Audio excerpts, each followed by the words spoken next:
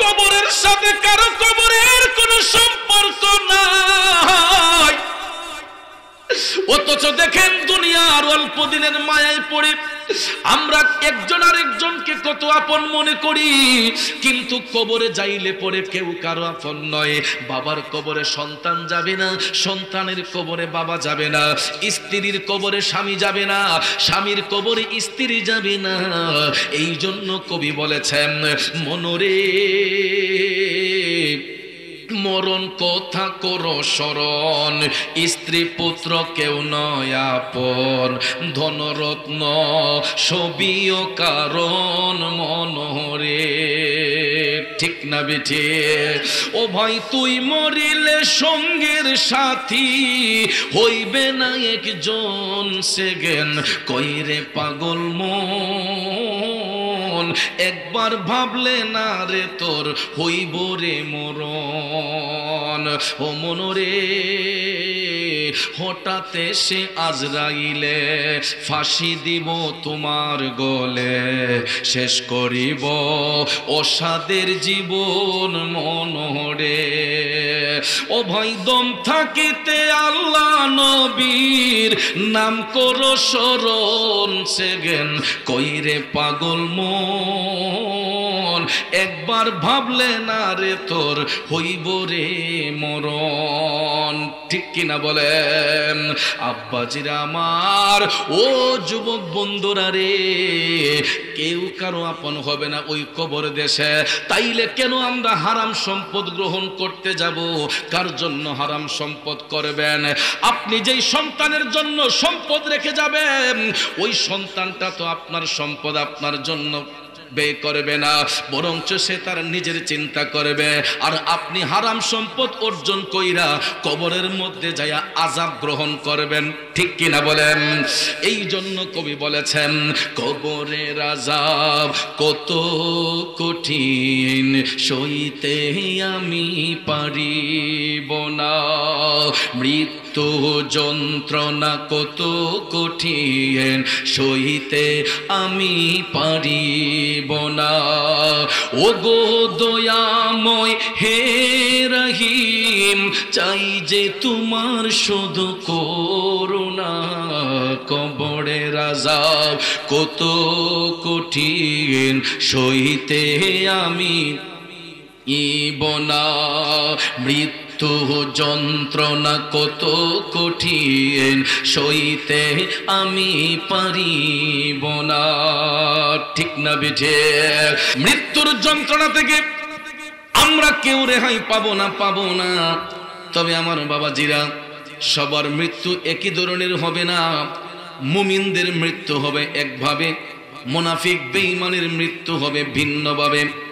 সুনানে নাসাই শরীফের মধ্যে আল্লাহর হাবিব সাল্লাল্লাহু আলাইহি ওয়াসাল্লাম বলেছেন, মুমিন ব্যক্তিদের জান কবজ করার সময় যখন মৃত্যুর ফেরেশতা আজরাইল আসবেন, তখন ওই মৃত্যুপথের যাত্রীরা মুমিন মুত্তাকিরা আজরাইল আলাইহিস সালামকে দেখার সাথে সাথে তারা মুস্কি মুস্কি হাসতে শুরু করবে। হাসি মুখে মুমিন ব্যক্তিরা জীবন দিবে। দুনিয়ার কোন মানুষ মৃত্যুর ফেরেশতা আজরাইলকে দেখবে না। একমাত্র মৃত্যুপথের যাত্রী যেই ব্যক্তিটা, ওই ব্যক্তির যখন সাকারাত শুরু হবে, ওই সাকারাতের মুহূর্তে ওই মৃত্যুপথের যাত্রী ওই ব্যক্তিগুলাই শুধু আজরাইল ফেরেশতার সেই রূপটা তখন দেখতে পারবে। জীবনটা যখন সন্নিকটে চলে যাবে, সংকটময় অবস্থা হয়ে যাবে, ওই মুহূর্তে দেখবেন সাকারাতরত অবস্থায় আমাদের অনেকের পাশে অনেক স্বজনরা বসে থাকে। যখন সাকারাত শুরু হয়, আমার বাবাজিরা দেখবেন লক্ষ্য করে স্ত্রী পুত্র সন্তানাদি ওই ব্যক্তিটাকে চতুর্দিকে ঘেরাও দিয়ে বসে থাকে। বলুন তো, মৃত্যুর ফেরেশতা মালাকুল মউত যখন তার জানটা কবজ করবে, পৃথিবীর কোন ব্যক্তিকে টাকা পয়সা দিয়ে তাকে আর ফিরাতে পারবে? কথা বলেন, পারবে? দেখেন দুনিয়াটা কেমন স্বার্থপরের দুনিয়া। এত মায়া এত মমতার ভিতরে আমরা মৃত্যুপথের যাত্রী ব্যক্তিদেরকে আটকিয়ে রাখতে পারি না। কারণ আল্লাহ যখন ডাক দিবে গো, তখনই আমাদেরকে সাড়া দিয়ে চলে যেতে হবে। এই জন্য কোরআন শরীফে আল্লাহ পাক আমাদেরকে এটাও জানিয়ে দিয়েছেন, মিনহা খলাকনাকুম خلقناكم وفيها نعيدكم ومنها نخرجكم تارة أخرى একটা জবানও বন্ধ রাখবেন না, জবান খুলে উচ্চস্বরে বলুন আল্লাহু আকবার। আমার আল্লাহ রাব্বুল আলামিন বলে, বান্দা যেখান থেকে তোমাদেরকে সৃষ্টি করা হয়েছে আবার সেখানেই তোমাদেরকে পাঠিয়ে দেওয়া হবে, শেষ বিচারে আবার ওই জায়গা থেকেই তোমাদেরকে উত্তোলন করা হবে। তাইলে বাজান আমি আপনি দুনিয়ার জমিনে যা কিছু করি না কেন কিছুই আমার আপনার সঙ্গের সঙ্গী হবে না। এই পৃথিবীর জমিন থেকে যেই দুইটা জিনিস আমার আপনার সঙ্গের সাথী হবে, একটা হলো আমাদের ঈমান, আরেকটা হলো আমাদের আমল। কথা বলেন ঠিক কিনা? ঈমান আমল বিহীন অন্য কিছু আমার আপনার কবরে যাবে না। অথচ দেখেন আজকে এই অল্প দিনের জিন্দেগি পাইয়া সম্পদের পাহাড় গড়ার জন্য কত মানুষ হারাম সম্পদ গ্রাস করতেছে, কত মানুষ সুদের ব্যবসা করতেছে, কত মানুষ ঘুষের ব্যবসা করতেছে, কত মানুষ ওজনের মধ্যে কম দিতেছে, কত মানুষ দেখবেন একজন আরেকজনের হক নষ্ট করতেছে। এমন লোক পৃথিবীর জমিনে আছে না নাই? মানুষ মানুষকে কষ্ট দেয়, মানুষ মানুষের হক নষ্ট করে।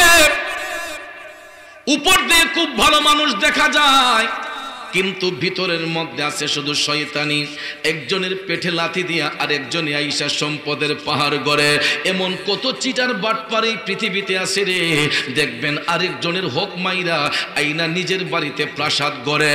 আমি মানলাম আপনি এক ভদ্রলোককে আঘাত দিয়েছেন, আপনার বাড়িতে আইনা আপনি প্রাসাদ বানিয়েছেন, স্ত্রী পুত্র সন্তানাদিকে নিয়ে সুখে শান্তিতে থাকার জন্য বাড়ির মধ্যে আপনি সম্পদের পাহাড় গড়েছেন, ছেলের মেয়ের ভবিষ্যতের জন্য ব্যাংক ব্যালেন্স করেছেন, স্ত্রীর সঙ্গে ভালো থাকার জন্য দামি দামি গহনা গাটি স্ত্রীকে আপনি কিনে দিলেন।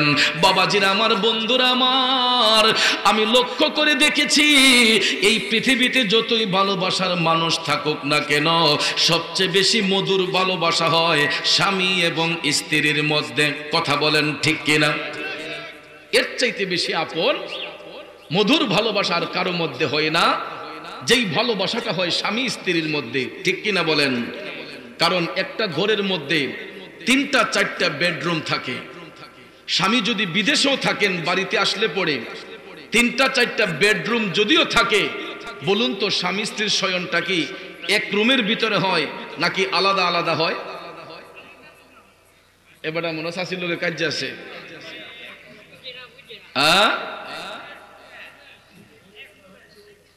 আজকে বাইরে গেলে খবর আছে। বাবাজিরা আমার মনোযোগ, স্বামী এবং স্ত্রীর ঘরের মধ্যে 3-4টা বেডরুম থাকলেও তাদের শয়ন কিন্তু হয় একটা রুমের ভিতরে। ওই একটা রুমের ভিতরে তাদের জন্য বিছানা 2টা হয় না, একটা হয়। আমার ভুনা এলাকার বাবাজিরা, ভালোবাসা যদি বেশি হয় অনেক সময় দেখবেন বালিশ 2টার জায়গায় একটা হয়। কোন সময় বালিশেরও প্রয়োজন হয় না, একজনের হাতের মধ্যে আরেকজনের মাথা রাইখা আরাম করে শোয়। কথা বলেন ঠিক কিনা? যদি অনেকের কথাটা শুনে একটু ভিতরে ভিতরে হাসি আসতেছে, আসলে আমি ওই কথাটা হাসির চলে বলি নাই বাবাজিরা। স্বামী এবং স্ত্রী দুইজন মধুর আলাপ করে বিছানার মধ্যে শুইলেন, এমন কিছু মুহূর্ত আসে গো, একজন আরেকজনকে জড়াইয়া ধরে যখন শরীয়ত বৈধ মোতাবেক শুইলেন, হঠাৎ করে দেখা যায় মাঝরাতে মৃত্যুর ফেরেশতা মালাকুল মউত আজরাইল আইসা স্ত্রীর পাশ থেকে স্বামীর জানটারে কবজ কইরা নিয়ে যায়। অনেক সময় দেখা যায় স্বামীর চোখের সামনে স্ত্রীর জানটা কবজ করে। ঠিক না বেঠে? গভীর মনোযোগ আমার বন্ধুরা। অথচ দেখেন একজন আরেকজনকে জড়াইয়া ধইরা শৈল, এই ভালোবাসার ভিতর দিয়া কোন দিকে আজরাইল ফেরেশতা আসলো, কোন দিকে জানটা নিয়ে গেল, স্ত্রীটা কিন্তু টেরও পায় নাই। আমার আব্বাজিরা, মাঝরাতে স্ত্রীর চোখ থেকে ঘুমটা যখন চলে গেল, ওই স্ত্রী স্বামীর গায়ে যখন হাত দিয়েছে দেখা যায় স্বামীর শরীরে নড়াচড়া নাই। স্বামীটা বডিটা একদম শক্ত হয়ে আছে, স্ত্রীটা স্বামীরে ধাক্কা দেয়, কিরে অমুকের বাপ লড়ো না কেন? একটা দুইটা তিনটা ধাক্কা দেওয়ার পরে দেখা যায় ওই স্বামী এমন ঘুমিয়ে গিয়েছে, দুনিয়ার সব মানুষ মিলে যদি ডাকে গো, ওই স্বামী আর কোনোদিন ঘুম থেকে জাগ্রত হবে না। শেষ ঘুম যখন ঘুমাইয়া গেছে, স্ত্রীটা স্বামীর পাশে শুইয়া এমন জোরে একটা চিৎকার মারছে, আল্লাহ সর্বনাশ হয়ে গেল, সর্বনাশ, কে কোথায় আছো রে, দেখে যাও দেখে যাও। স্ত্রী যখন বেকুল হয়ে আর মাঝরাতে কান্দে, নিশিরাতে দেখবেন সবকিছু স্তব্ধ হয়ে যায়। এমন সময় চিৎকারের শব্দ শুনলে কে না বা উঠবে? প্রতিবেশীরা সবাই জাগ্রত হয়েছে, কি গো মুখের মা, তোমার ঘরে কি চোর ডাকাত ঢুকছে নে? কয় না না না, দরজাটা খুলে কয় তাড়াতাড়ি আসেন, দেখা যান আমার স্বামীর তো কোনো নড়াচড়া নাই। স্বজনরা সবাই ভিতরে ঢুকলো, প্রতিবেশীরা ঢুইকা যখন তাকাইয়া দেখছে ওই ব্যক্তিটা দুনিয়াতে নাই। হয়তো দুনিয়ার জমিনে যখন প্রাণ ছিল তার দেহের মধ্যে পরিচয় ছিল মন্ত্রী সাহেব, এমপি সাহেব, চেয়ারম্যান সাহেব, মেম্বার সাহেব, মুফতি সাহেব, মুহাদ্দিস সাহেব, হতে পারে সমাজপতি, শিল্পপতি, কিন্তু দেখবেন মারা যাওয়ার সাথে সাথে আমার আপনার নাম কিন্তু চেয়ারম্যান সাহেব না, মেম্বার সাহেব না, আমার আপনার নাম তখন হইয়া যায় লাশ। ঠিক কিনা বলেন?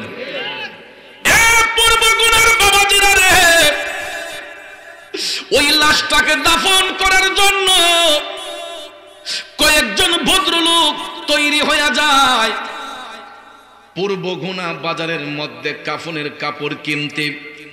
আব্বা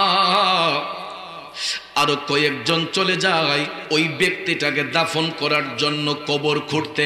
ঠিক কিনা বলেন? ও নবীর উম্মতেরা, কাফনের কাপড় কেনার জন্য দুই তিনজন তৈরি হয়ে যায় বাজারে। যেই কাপড়টা পরে তাকে আপন দেশে পাঠানো হবে, আপনারা বলুন তো কাফনের রংটা কালো হবে না সাদা হবে? একজন মিনিস্টার যদি মারা যায়, ওই ব্যক্তিটা মুসলমান হইয়া মৃত্যুবরণ করলে তাকে কোন কাপড় দিয়ে দাফন করা হবে? এমপি সাহেব মারা গেলে কি কাপড় দেওয়া হবে? মন্ত্রী সাহেব মারা গেলে কি কাপড়? সমাজপতি মারা গেলে কি কাপড়? শিল্পপতি মারা গেলে কি কাপড়? রাস্তার একটা ফকির মুসলমান হইয়া মৃত্যুবরণ করলে তার গায়ে কি কাপড়?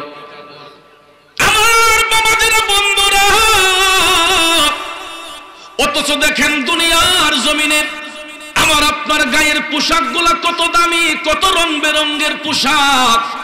কারো গায়ের পোশাক কালো, কারোটা হলুদ, কারোটা লাল, কারোটা নীল, কারোটা বেগুনি। এক একটা ভাই এক এক রঙের কাপড় গায়ের মধ্যে দিয়েছে এবং দামের মধ্যে কতটা তফাৎ দেখেন। এক একজনের গায়ের কাপড়ের দাম 1000 টাকা, 2000 টাকা, 3000, 4000, 5000, 10000, 15000, 20000, 30000, 40000, 50000, লাখ টাকারও বেশি। দুনিয়ার জমিনে পোশাকের দাম আছে না নাই?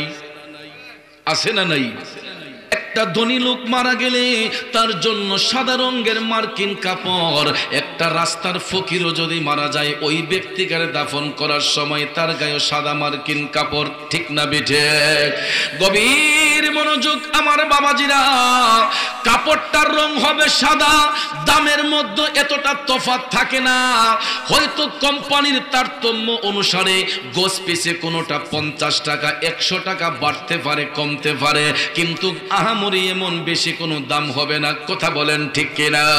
অথচ দুনিয়ার পোশাক দেখেন কত দামি দামি পোশাক। কারো গায়ের পোশাক 5000, 10000, 15000, 20000, লাখ টাকারও বেশি হয়। ঠিক না বেঠে? বন্ধুরে, দুনিয়ার জমিনে শিল্পপতিরা, সমাজপতিরা, বড় বড় ধনী ব্যক্তিগণ রাতের বেলা আরাম করে শুইবার জন্য আপনারা দেখবেন সেগুন কাঠ দিয়া, গর্জন কাঠ দিয়া, কত লোহা কাঠ দিয়া দামি দামি ফার্নিচার বানাইয়া ঘরের মধ্যে শয়ন করার জন্য বক্স পালং রেডি করে নি। আরামে ঘুমাইবার জন্য ঘুমটা যাতে আরাম হয়। দুনিয়ার ঘর বাড়িতে প্রত্যেকটা বেডরুমের মধ্যে দেখবেন লক্ষ্য করে এমন কিছু খাট আমরা বানাই, এক একটা খাটের দাম 1 লক্ষ, 2 লক্ষ, 3 লক্ষ, 10 লাখ টাকা, 20 লাখ টাকাও আসে না? গরমটা যদি একটু বেশি হয়, সন্তান বাবারে ডাক দিয়ে কয়, আব্বা আমাদের ঘরে এসি লাগাও। রুমের মধ্যে এসি লাগাইয়া দেয় আরামে থাকার জন্য। অনেকে 12 মাস কম্বল দিয়া ঘুমায়, যত গরম হোক রুমের ভিতরে এসি যখন ছাইরা দেয় সারাটা রুম একদম শীতল হয়ে যায়, ঠিক না ঠিক? বাবা সন্তানকে আরামে রাখার জন্য, নিজে আরামে থাকার জন্য রুমে রুমে এসি ফিট করেছে, দামি দামি বক্স পালং ঘরের মধ্যে বানিয়েছে। ওরে পূর্ব গুণের বাবাজিরা, কবর দেশে আমাদেরকে যখন পাঠানো হবে, বলুন তো আজ পর্যন্ত কোন সন্তান কোন বাবা কি কবর দেশে তাকে শোয়াইবার জন্য কোন খাট পালং বানাইয়া দিছেনি? আব্বারে রাস্তার ফকিরটা মারা যাবার পরে যেই শুকনা মাটির উপর বালিশ ছাড়া তারে শোয়ানো হয়, শিল্পপতি, সমাজপতি, মন্ত্রী, মিনিস্টার মারা গেলেও বালিশবিহীন ওই মাটির উপরে ওই ব্যক্তিটারে শোয়া দেওয়া হয়, ঠিক কিনা বলে? আহামরি কোনো ব্যবধান হয় না। আমি আপনি দুনিয়ার জমিনে হয়তো ব্যবধান করে চলাফেরা করি, কবর দেশ এমন একটা দেশ, ওই জায়গার মধ্যে কোনো রাজা নাই, বাদশা নাই, মন্ত্রী নাই, মিনিস্টার নাই, ধনী নাই, গরিব নাই, সবার জায়গা হবে এক সমানে। কথা বলেন ঠিক কিনা? আব্বাজির আমার, ওই পুরুষ ব্যক্তিটাকে দাফন করার জন্য এই সাদা মার্কিন কাপড় কিনতে যখন পূর্বগুনা বাজারের মধ্যে যাওয়া হয়, আপনারা লক্ষ্য করে দেখবেন 3 টুকরা সাদা মার্কিন কাপড়ের সাথে আরেকটা সাদা রঙের শাড়িও কিনা হয়। হ্যাঁ, কেন সেই সাদা রঙের শাড়িটা কিনা হয়? ও আমার বাবাজিরা রে, যেই স্ত্রীর চোখের সামনে স্বামীটা মারা গেল, মারা যাওয়ার সাথে সাথে সাদা মার্কিন কাপড় আইনা যখন বড়ই পাতার গরম জল দিয়া ওই পুরুষ ব্যক্তিটারে যখন কাফন পরানো হয়, ওপর দিকে দেখবেন পড়শি মহিলাগুলা ওই বিধবা স্ত্রীর নাকের ফুলটা খুলে ফেলে, কানের দুলটা খুলে ফেলে, গলার হার খুলে ফেলে, হাতের বালা খুলে ফেলে, ইভেন যেই রঙিন শাড়িটা পইরা ওই মহিলাটা স্বামীর বাড়িতে আসছিল, স্বামী মারা যাওয়ার সাথে সাথে গো আপনারা লক্ষ্য করে দেখবেন ওই স্ত্রীর রঙিন শাড়িটা কইলা, হাতের বালা, গলার হার, কানের দোল, নাকের ফুল কইলা ওই স্ত্রীর গায়ের মধ্যে দোকানের সেই ধবধবে সাদা রঙের শাড়িটারে পেছাইয়া দেয়। মহিলাটার বয়স যদি কম হয় তারপরেও দেখবেন ওই মহিলার গায়ে বিধবার শাড়ি লাগাতে হয়। এমন কিছু স্ত্রী আছে স্বামীর সুখে শোকাহত হইয়া যখন চিৎকার মারে, কান্নার শব্দে ওই মহিলাটার হার্ট অ্যাটাক হয়ে যায়, হার্ট স্ট্রোক হয়ে যায়। এমনও পৃথিবীতে এমন ইতিহাস আছে, স্বামী মারা যাওয়ার সাথে সাথে স্বামীর বিরহ বেদনায় স্ত্রীও মারা গিয়েছে, এমন আছে না নাই?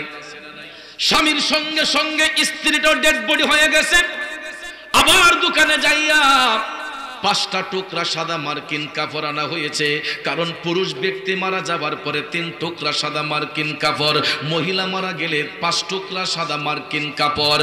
একজনকে 3 টুকরা কাপড় দিয়ে পেছানো হলো, আর একজনকে 5 টুকরা সাদা মার্কিন কাপড় দিয়ে পেছানো হলো।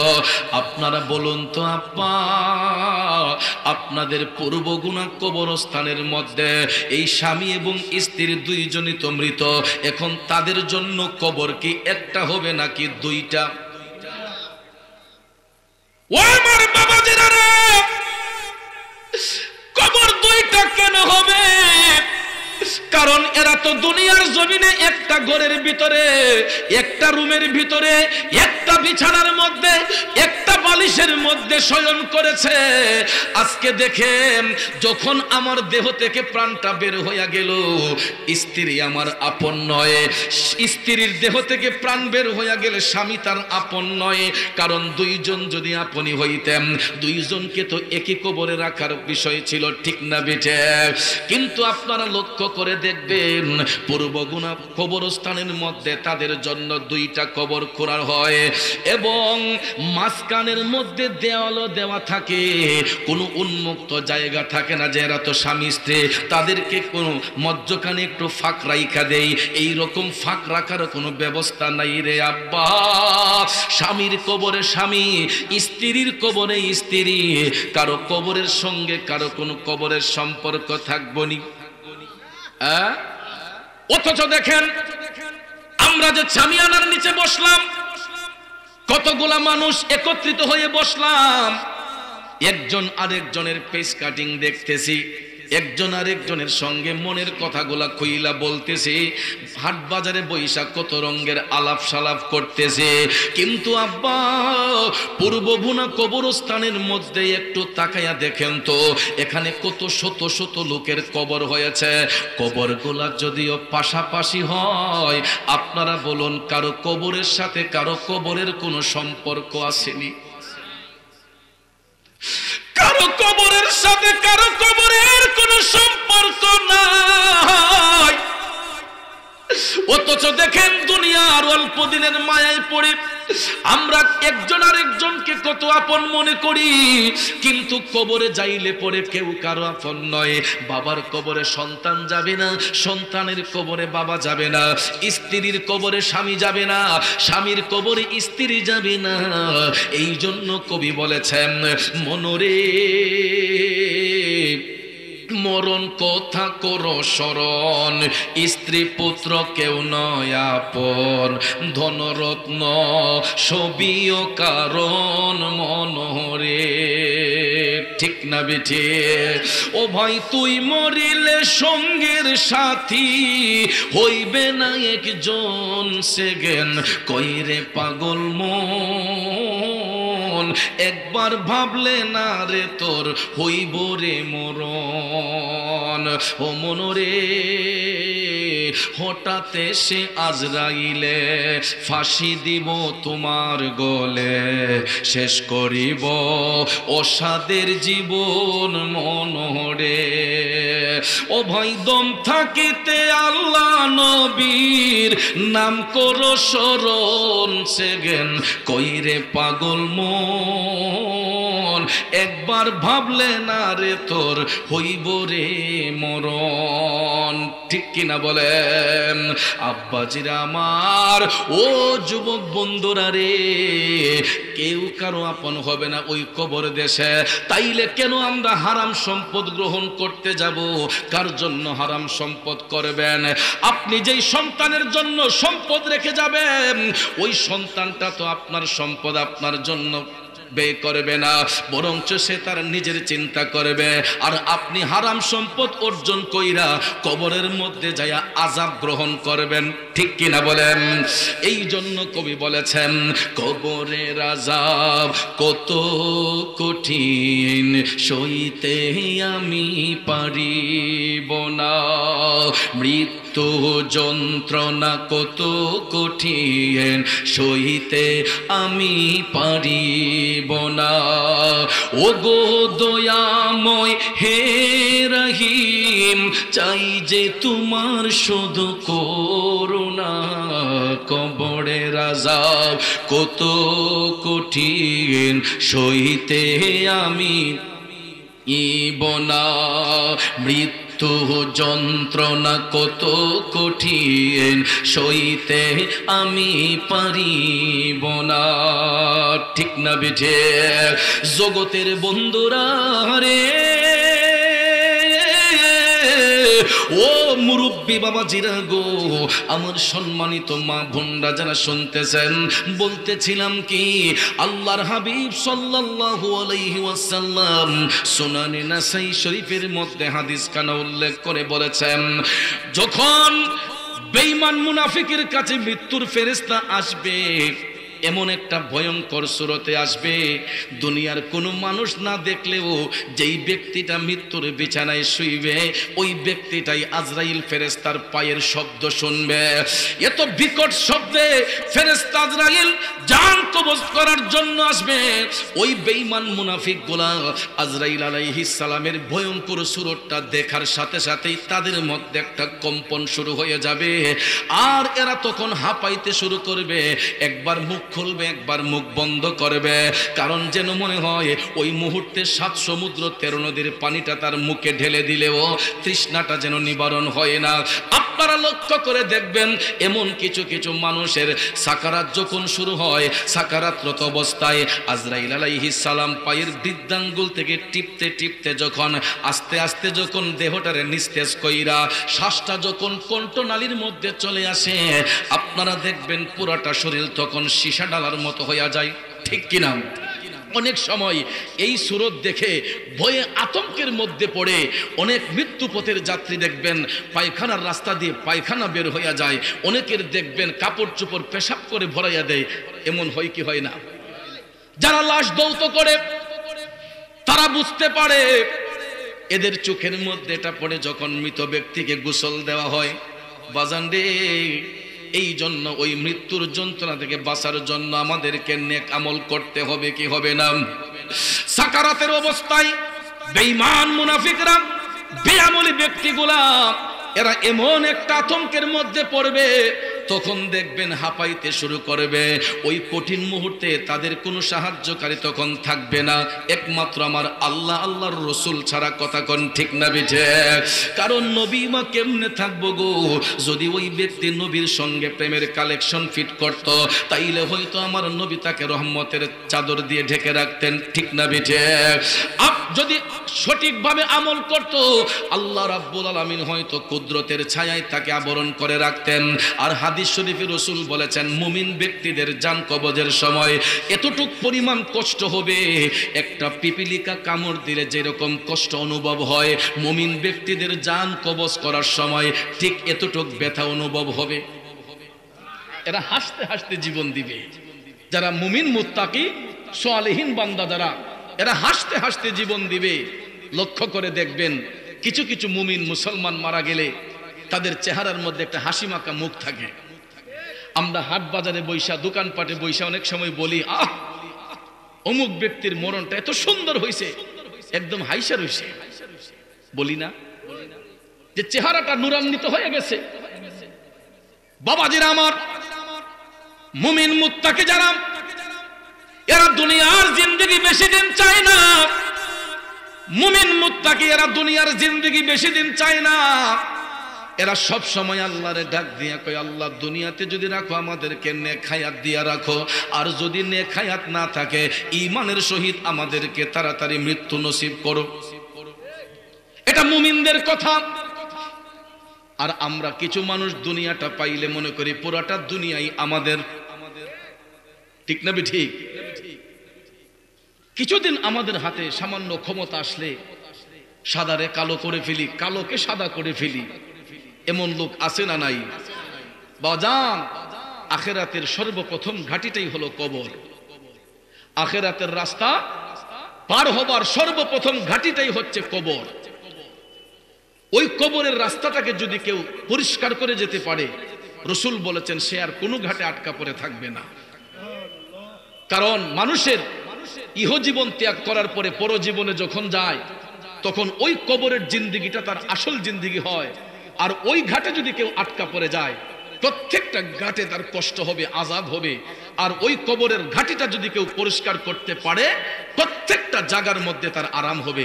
কারণ এটা আমার মুখের কথা নয়, হাদিস শরীফের কথা। রাসূল সাল্লাল্লাহু আলাইহি ওয়াসাল্লাম যখন মেরাজ শরীফের মধ্যে গিয়েছিলেন, প্রথম আসমানে যাবার পরেই আল্লাহ সুবহানাহু ওয়া তাআলা আপন বন্ধু নবী মুস্তাফাকে জান্নাত এবং জাহান্নাম দেখার নির্দেশ দিয়েছিলেন। কারণ আল্লাহ রাব্বুল আলামিন ওনার প্রত্যেকটা জগৎ সমূহকে সুসজ্জিত করেছিলেন এই আসরা, এই লাইলাতুল মেরাজের রাত্রিতে আপন বন্ধুকে সবকিছু দেখানোর জন্য আল্লাহ সুবহানাহু ওয়া তাআলা সবকিছু সুসজ্জিত করে রেখেছিলেন। সুবহানাল্লাহ বলেন। এটা কোরআন শরীফের আয়াতে কারিমা। আল্লাযীনা বারাকনা হাওলাহু লিনুরিয়াহু মিন আয়াতিনা ইন্নাহু হুয়াস সামিউল বাসীর। সুবহানাল্লাহ বলেন। এই দিকে গেলে অনেক লম্বা হয়ে যাবে আলোচনা, কারণ বেশি সময় তো দিতে পারবো না, অল্প সময়ের ভিতরে শেষ করতে হবে। কষ্ট হচ্ছে বাজান, কারণ শ্রোতার আকর্ষণে বক্তার বক্তব্য শ্রুতি মাধুর্য হয় সাউন্ডের কারণে, ঠিক কিনা? সাউন্ড এবং শ্রোতা যদি মজবুত হয়, কথার মধ্যে অন্যরকম একটা ফিলিংস চলে আসে, ঠিক কিনা বলেন? আপনাদের কি কোনো কষ্ট হচ্ছে? কারণ বাবারে, কোন দিকে যাব কোন দিকে না, আমি তো আপনাদের এই গ্রামটাতে আজকে নতুন, অনেকভাবে অনেকেই যোগাযোগ করে, নিকলি থেকে, কটিয়াদি থেকে, সময়ের কারণে, ব্যস্ততার কারণে আসতে পারি না। যেমন আজকেও এই সময়টুকু দিয়েছি আপনাদের কমিটির রিকোয়েস্টে, কারণ কোনো ডেট খালি নাই, কারণ আপনাদের দোয়ার বরকতে অনেক আল্লাহর বান্দারা আগে ভাগে দাওয়াত করে ফেলে, এই জন্য সময় সেটিং করতে পারি না। তো আমার ভাইদেরকে আমি বলেছি, ভাই আমার বাজিতপুরে একটা প্রোগ্রাম আছে, যদি আপনারা পারেন এই সময়টুকু নিতে পারেন। তখন তারা রাজি হইয়া এই সময়টা তারা বেছে নিয়েছেন, আমিও আল্লাহ পাক আসার সুযোগ দিয়েছে। তো আমি তো আর কোনোদিন আপনাদের এলাকায় আসি নাই, আমার কথা কি বুঝতে অসুবিধা হয়? আপনাদের মনে কোনো কষ্ট হয়? আল্লাহ রাব্বুল আলামিন সকলকে সহি বুঝ দান করুক, সকলে আমিন কন। একটু দুরূদ শরীফ পড়েন, আল্লাহুম্মা সাল্লি আলা। একটু আগে বসেন, সবাই একটু চাইপা বসেন। أدنى بيانا شافيانا مولانا محمد أدنى بيانا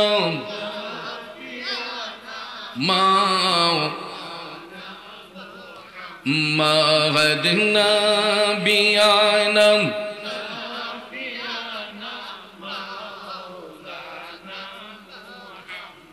আমার বাবাজিরা গভীর মনোযোগ, বলতেছিলাম কি, আখিরাতের সর্বপ্রথম ঘাঁটি হলো কবর। ওই কবরের রাস্তাটা যে পার হবে, ওই ব্যক্তিটাকে আমার আল্লাহ ইল্লিন নামক জায়গার মধ্যে স্থান করে দিবে। আর যেই ব্যক্তিটা ওই জায়গার মধ্যে আটকা পড়ে থাকবে, তাকে সিজ্জিনের মধ্যে আমার আল্লাহ দান করবে। বাজান, হাদিস শরীফ সাক্ষী দিচ্ছে, যখন মানুষকে কবরস্থ করা হয়, মুনকার নাকিরের সওয়ালের জবাব যখন শেষ হয়ে যায়, নেককার রূহদেরকে ফেরেশতাদের মাধ্যমে প্রথম আসমানের কাছে নেওয়া হয়। আসমানের দরজায় যখন নক করা হয়, ফেরেশতারা আসমানের দরজা উন্মুক্ত করেন, তখন ওই মুমিনদের রূহ থেকে একটা নূরের খুশবু বের হতে থাকে, সুন্দর একটা খুশবু বের হয়। যারা নেককার রূহ, নেক আত্মার রূহ থেকে সুন্দর একটা জান্নাতি খুশবু বের হয়। আসমানের ফেরেশতারা মুগ্ধ হইয়া তারা রিসিভ করে, তখন ওই ফেরেশতারা তাদেরকে নিয়ে দ্বিতীয় আসমানের মধ্যে যায়। আবার করা নাড়া হয়, দ্বিতীয় আসমানের দরজা যখন খোলা হয়, আবার সুগন্ধ পাইয়া দ্বিতীয় আসমানের ফেরেশতারা খুশি হইয়া এটা উন্মুক্ত করে দেয়। এই রকম ভাবে প্রত্যেকটা আসমান, তৃতীয় আসমান, চতুর্থ আসমান, পঞ্চম আসমান, ষষ্ঠ আসমান, সপ্ত আসমানের ফেরেশতারা দরজা খোলার সাথে সাথেই তারা জান্নাতি খুশবু পাইয়া আসমানের দরজা যখন খুলে দেওয়া হয়, তখন ওই মুমিন ব্যক্তিদের রূহগুলাকে ইল্লিন নামক জায়গার মধ্যে স্থান করে দিয়া আল্লাহ রাব্বুল আলামিন সেখানে তাদেরকে আবার এই দুনিয়াতে যেই দেহটা পাইছিল, ওই দেহটা আবার সেখানের মধ্যে দিয়া হাসরের ময়দান কায়েম হওয়ার আগ পর্যন্ত এরা জান্নাতি পরিবেশের মধ্যে বসবাস করবে। আর বদ আত্মার রূহগুলাকে ফেরেশতারা যখন নিয়ে আসমানের দরজার মধ্যে নক করবে, ফেরেশতারা দরজা খোলার সাথে সাথে একটা দুর্গন্ধ নাকের মধ্যে পাইবে, কারণ বদকার আত্মার রূহ থেকে, বোধ আত্মার রূহ থেকে দুর্গন্ধ বের হবে। এই জন্য আসমানের ফেরেশতারা দরজা খোলার সাথে সাথে দুর্গন্ধটা পাইয়া সাথে সাথে আসমানের দরজাটা এরা ঠাস করে বন্ধ করে দিবে। ফেরেশতারা ডাক দিবে, খুলো। কয় না না না, এই বোধ আত্মার রূহগুলো এখানে না, এগুলো অন্যখানে নিয়ে যান, কারণ আসমানের উপরে থাকবে নেক আত্মার রূহ, বোধ আত্মার রূহ এখানে স্থান পাবে না, এটা ময়লা যুক্ত, এটা দুর্গন্ধ, এটাকে নিয়ে যান। তখন ফেরেশতারা জমিনের মধ্যে রাখার পরে জমিনটা এটা গ্রহণ করে না, এরপর নিচের জমিনটাতে দ্বিতীয় জমিনে নেওয়া হয়, ওই দ্বিতীয় জমিনটাও গ্রহণ করে না। এই রকম ভাবে তৃতীয় জমিন, চতুর্থ জমিন, পঞ্চম জমিন, ষষ্ঠ জমিন, সপ্ত জমিন, অর্থাৎ 7 আসমানের নিচ পর্যন্ত ওই রূহগুলাকে গ্রহণ করতে চায় না দুর্গন্ধ থাকার কারণে। তখন ওই রূহগুলাকে নেওয়া হয় তাহতাস সারা, এটা পাতালের শেষ সীমা, পাতালের শেষ সীমা, 7 জমিনের নিচে, এটার নাম হচ্ছে তাহতাস সারা, পাতালের শেষ সীমা। ওই জায়গার মধ্যে সিজ্জিন নামক একটা জায়গা আছে, ওই রূহগুলাকে সেখানে রাখা হয় এবং এদেরকে কিয়ামত পর্যন্ত, হাসরের ময়দান কায়েম হওয়ার আগ পর্যন্ত এটাকে ময়লা আবর্জনার মধ্যে রাখা হবে, এরা শুধু ময়লা খাইবে। জোরে কোন নাউজুবিল্লাহ। আর এই আযাবের দৃশ্যটা মদিনার কামলিওয়ালা নবী জান্নাত এবং জাহান্নাম দেখতে যখন গিয়েছিলেন, আমার মায়ার নবী আপন চোখ মোবারকে দেখেছেন। বন্ধুরা আমার, মদিনার কামলিওয়ালা নবী যখন প্রথম আসমানে গেলেন, আল্লাহ রাব্বুল আলামিন আপন বন্ধুর সম্মানে জান্নাত জাহান্নামকে সুসজ্জিত করেছেন। দয়াল নবীর গোলামিতে মাশগুল ছিলেন হযরতে জিবরাইল আলাইহিস সালাম। মদিনার কামলিওয়ালা নবী ডাক দিয়া কোন, ইয়া রাসূল, আল্লাহর হাবিব সাল্লাল্লাহু আলাইহি ওয়াসাল্লাম বললেন, জিবরাইল, আমি জান্নাত দেখব।